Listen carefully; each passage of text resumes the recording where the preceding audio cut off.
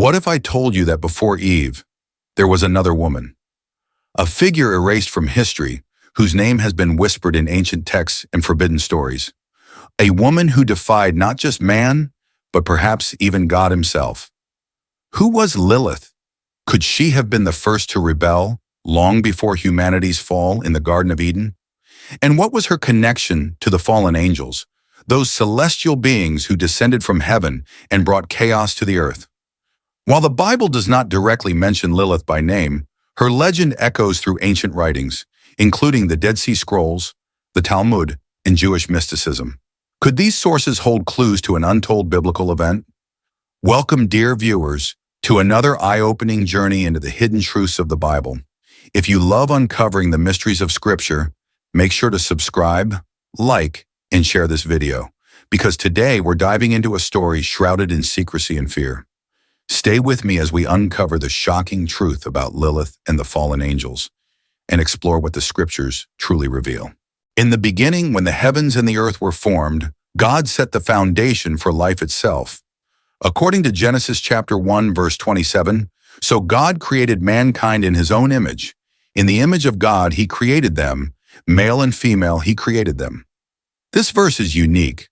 Unlike the later, more detailed account of Eve's creation from Adam's rib in Genesis chapter 2, this passage suggests that both man and woman were created together, at the same time, from the same dust of the earth.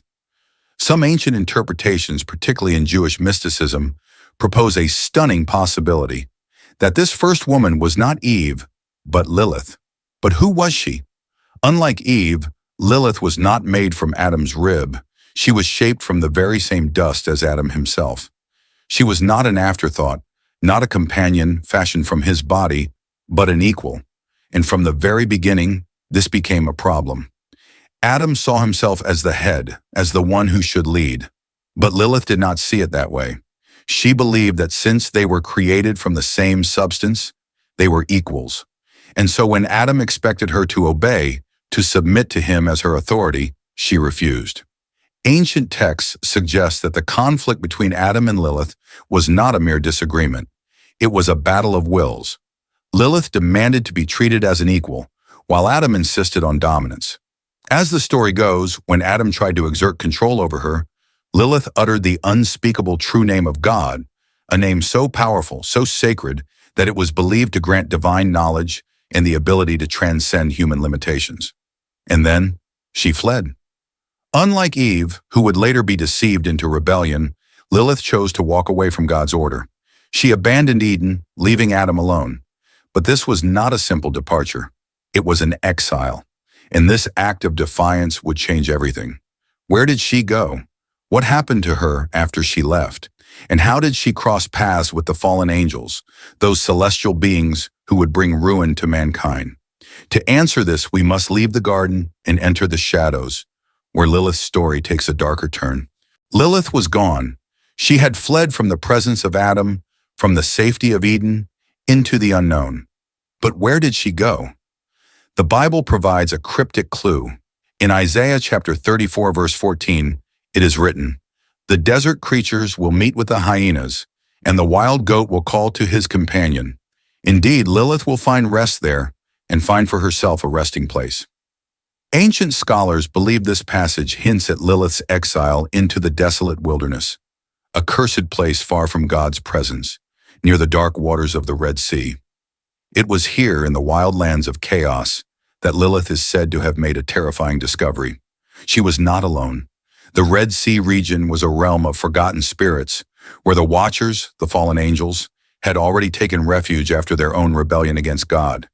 These beings, once mighty celestial watchers of heaven, had abandoned their divine duties and turned their eyes upon the world of mortals. But who were the Watchers? Their story is detailed in the ancient book of Enoch, a text that expands upon the events hinted at in Genesis.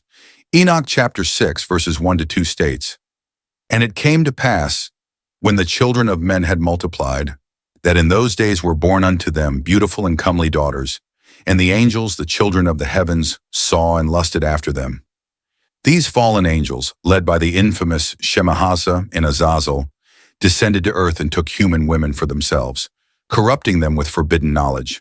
But what if Lilith was among them? Was she the first woman to consort with these celestial rebels? Unlike the daughters of men, Lilith was no ordinary human. She had already defied God. She had already tasted independence and power. And when she encountered the Watchers, some believe she embraced their rebellion. Ancient writings suggest that Lilith became more than a companion to these angels. She became a teacher, a sorceress, a queen of the damned. She learned secrets of the heavens, forbidden arts of magic, seduction, and destruction. While Eve remained in Eden, unaware of the darkness beyond, Lilith was walking among the fallen, gaining knowledge that no human was ever meant to possess. Could it be that Lilith played a role in their grand act of defiance? Did she encourage them to corrupt humanity, just as she herself had refused submission? The Book of Enoch continues with a chilling revelation. The Watchers did not just take women as wives. They taught them the hidden mysteries of the cosmos. Azazel revealed the secrets of weapons and war, while others taught the forbidden arts of alchemy, astrology, and enchantment. And so, the world began to change. The divine order was crumbling. Lilith had gone from being Adam's first wife to something far more terrifying, a figure of chaos, standing at the side of the angels who sought to overthrow God's will. But her story does not end here. As the fallen angels waged their war against heaven, Lilith's role in their corruption would soon bring her face to face with divine judgment. What would become of Lilith? What price would she pay for consorting with the Watchers? The earth was changing. The boundaries between heaven and earth, the divine and the mortal, were breaking down. The fallen angels, once watchers of God's creation, had defied their Creator and taken human women as their own. But their sin did not stop there. From this unholy union, something unnatural was born. Genesis chapter 6 verse 4 states, "The Nephilim were on the earth in those days, and also afterward, when the sons of God came in to the daughters of humans and had children by them. They were the heroes of old, men of renown." These beings were not ordinary men. The Nephilim, a race of giant hybrids, were said to be mighty warriors, beings of immense strength and intellect. They were worshipped as gods by the ancient world, feared for their power, and cursed for their origins. But where was Lilith in all of this? If Lilith had already fled Eden and found refuge among the fallen angels, could she have been more than just a witness to these events? Could she have played a role in the corruption of mankind? Some ancient texts suggest that Lilith was not merely a consort of the fallen angels. She was their queen, their priestess, their harbinger of destruction. She had abandoned the Garden of Eden to seek freedom, but in doing so, she had embraced a darker destiny. Jewish folklore speaks of Lilith not just as a rebellious woman, but as a mother of demons. She is described as a seductress of men, a thief of newborn children, and a bringer of chaos. Could this legend be linked to the Nephilim? If the fallen angels took mortal women and produced monstrous offspring, what would happen if one of those women was not mortal at all, but Lilith herself? Some sources suggest that Lilith did not bear Nephilim as human women did. Instead, she birthed beings of pure darkness, creatures of the abyss. The apocryphal writings tell of spirits and demons that roam the earth, preying on the weak, whispering forbidden knowledge into the ears of kings and rulers. Some even claim that she became the mother of Asmodeus, a demon prince of destruction, and countless others who would later be worshipped as gods of chaos and ruin. If this is true, then Lilith's defiance of God did not just end in her own exile. It set into motion a war between heaven and earth, a corruption that would lead to the great flood and the destruction of the Nephilim. But before judgment came, before the wrath of God was unleashed upon the fallen, something else would take place. Lilith had abandoned Eden. She had fled to the darkness. But now the darkness would turn against her. For even the fallen angels, despite their rebellion, had limits to their power. And when God's punishment fell upon them, Lilith would not be spared. What was her fate? Was she judged alongside the Watchers? Or did she escape once more, cursed to roam the earth for eternity? For too long the fallen angels had roamed the earth, corrupting mankind, breaking the sacred laws of heaven. Their wickedness had spread like wildfire. Nephilim giants ruled over men. The Watchers had twisted creation. And Lilith, she had played her own role in the Great Rebellion. But God had seen enough. It was time for judgment. The book of Enoch, chapter 10, verses 4 to 6, reveals God's command. Then said the Most High, the Holy and Great One, bind Azazel hand and foot and cast him into the darkness. Cover his face that he may not see light, and on the great day of judgment he shall be cast into the fire. The archangels Michael, Gabriel, Raphael, and Uriel were sent to execute divine wrath. Michael, the warrior of God, led the charge against the fallen. Gabriel, the messenger, carried out the decree. Raphael, the healer, was sent to bind Azazel, while Uriel, the illuminator, revealed to Noah the coming destruction. The fallen watchers were captured and bound in chains of darkness, imprisoned in the depths of the earth until the day of final judgment. But what about Lilith?